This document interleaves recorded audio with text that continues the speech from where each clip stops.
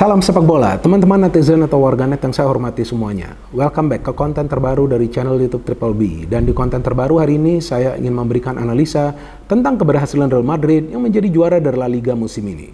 Dan dengan keberhasilan ini berarti Real Madrid telah menjadi juara dari La Liga sebanyak 36 kali. Untuk sementara ini Madrid unggul jauh dari Barcelona yang telah menjadi juara dari La Liga sebanyak 27 kali. Artinya gak salah juga dong jika kita menilai Madrid adalah rajanya dari La Liga. Apalagi dalam 3 musim terakhir Madrid 2 kali menjadi juara dari La Liga. Dan musim ini tentu terasa sangat spesial bagi fans dari Real Madrid termasuk saya. Karena Madrid berhasil menjadi juara dari La Liga tanpa kembaran saya, Wak Haji Karim Benzema yang kita tahu dalam beberapa musim sebelumnya adalah top skor dari Real Madrid pasca kepergian Cristiano Ronaldo ke Juventus. Dan juga Madrid bisa menjadi juara tanpa penjaga gawang utama mereka Courtois, dan juga tanpa duet center back inti Militao dan Alaba yang cedera untuk waktu yang sangat lama. Plus Madrid bisa menjadi juara tanpa mengandalkan penyerang murni karena faktanya Joselu lebih sering duduk di bangku cadangan. Walaupun Joselu juga mencetak banyak gol. Ya kan? Kalau nggak salah di La Liga saja dia telah berhasil mencetak 9 gol sejauh ini. Tapi kan Joselu tidak selalu menjadi starter. Tapi kita juga tidak boleh lupa bahwa Real Madrid masih dilatih oleh Carlo Ancelotti. Yang beberapa kali sudah saya tegaskan bahwa pelatih ini adalah pelatih yang ahli taktik. Jadi dengan sumber daya pemain yang minim, dia bisa mengubah Madrid menjadi the winning team. Dan memang musim lalu juga Madrid adalah tim yang produktif. Betul kan teman-teman? Tapi Madrid tuh musim lalu lemah di pertahanan. Ini kan beda total dengan musim ini. Pertahanan Madrid di La Liga adalah yang terbaik. Rekor pertahanannya adalah yang terbaik, ya kan? Dan juga di Liga Champions, mereka adalah tim yang efektif untuk bisa mencetak gol dari proses transisi positif yang cepat. Dan selain itu juga teman-teman, Carlo Ancelotti bisa mengubah style of play dari Madrid yang tidak selalu mengandalkan permainan pragmatis, tapi juga main dengan high pressing, main dengan high tempo. Karena Madrid juga punya banyak pemain muda yang diturunkan dari awal oleh Carlo Ancelotti. Walaupun faktanya dia tidak banyak memberikan menit bermain kepada Arda Güler, tapi kan yang penting kan dia harus fokus bagaimana membawa Madrid meraih kemenangan demi kemenangan. Dan sekarang walaupun masih tersisa 4 pekan, Madrid telah berhasil menjadi juara dari La Liga. Nah, apa sih sebetulnya hebatnya dari Ancelotti? Kalau menurut saya hebatnya Ancelotti ini dalam hal dia berkomunikasi dengan para pemain, khususnya para pemain senior, sehingga dia bisa mengontrol ruang ganti. Sehingga kita jarang sekali mendengar ada perdebatan di antara Ancelotti dengan para pemain atau antara Ancelotti dengan para pemain dengan presiden klub Florentino Perez. Jadi memang sinergi di antara para pemain dengan Ancelotti dengan presiden klub ini sangat baik. Dan itu kelihatan di atas lapangan, para pemain tuh kompak banget. Musim lalu banyak yang menilai bahwa Benzema menggendong Real Madrid. Nah, kalau menurut saya itu salah. Saya pernah mengatakan bahwa faktanya Benzema adalah top skor, tapi yang sebetulnya menggendong Real Madrid itu adalah Ancelotti karena dia yang paham taktik seperti apa yang perlu dia pakai. Nah, contoh seperti musim ini, ketika bertemu Munchen, Madrid juga berani bermain menyerang kok.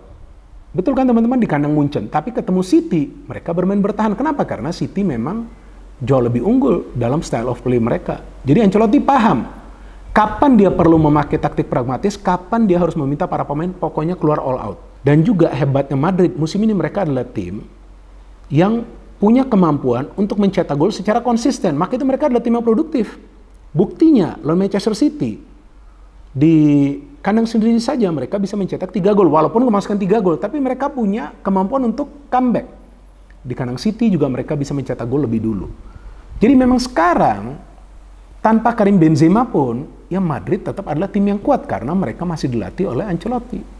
Seandainya pelatihnya bukan Ancelotti musim ini, saya gak yakin Madrid akan sukses. Berat banget, apalagi ada pemain baru seperti Jude Bellingham.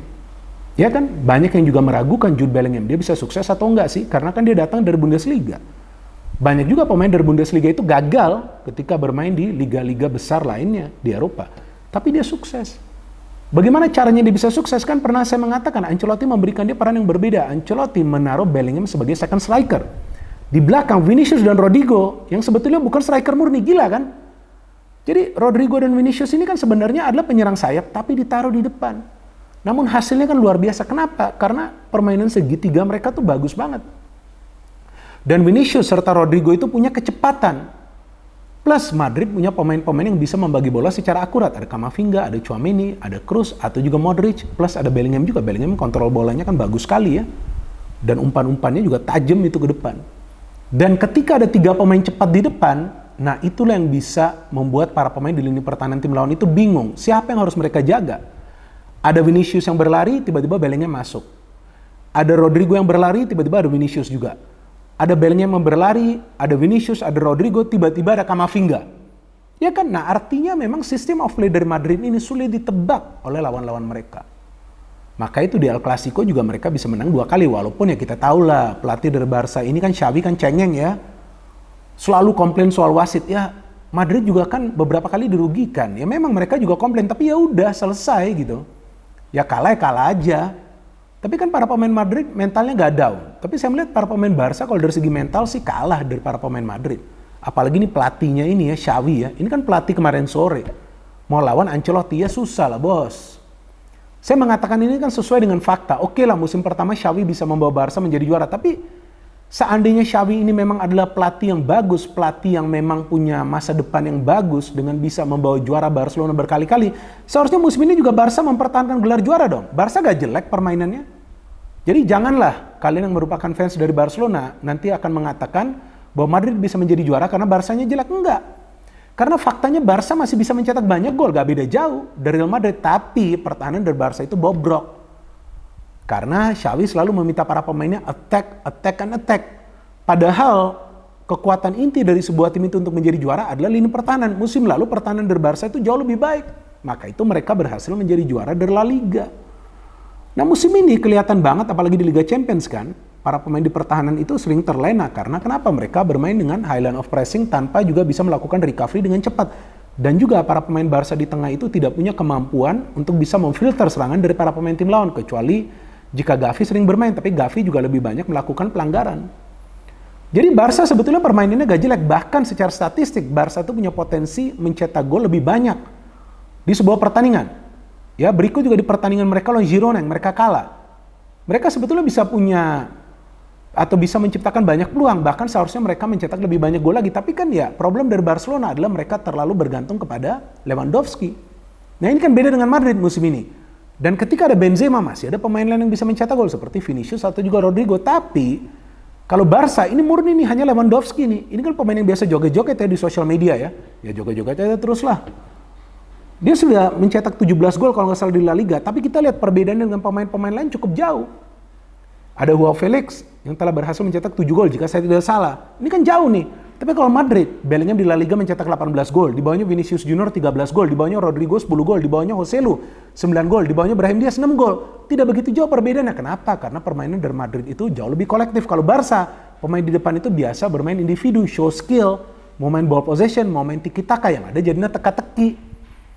Maka itu walaupun Barca bisa mencetak banyak gol, tapi kemasukan juga banyak gol. Kalau begitu caranya gimana bisa menjadi juara secara konsisten? Ini kan beda. Dan Barca juga sebetulnya punya pemain-pemain bagus dan punya skuad yang lebih dalam. Tapi mereka tidak punya Don Carlo, mereka tidak punya Carlo Ancelotti. Maka itu kan sebelumnya Federasi Sepak Bola Brazil ingin mengontrak Ancelotti sebagai pelatih timnas Brazil. Tapi ya beruntung.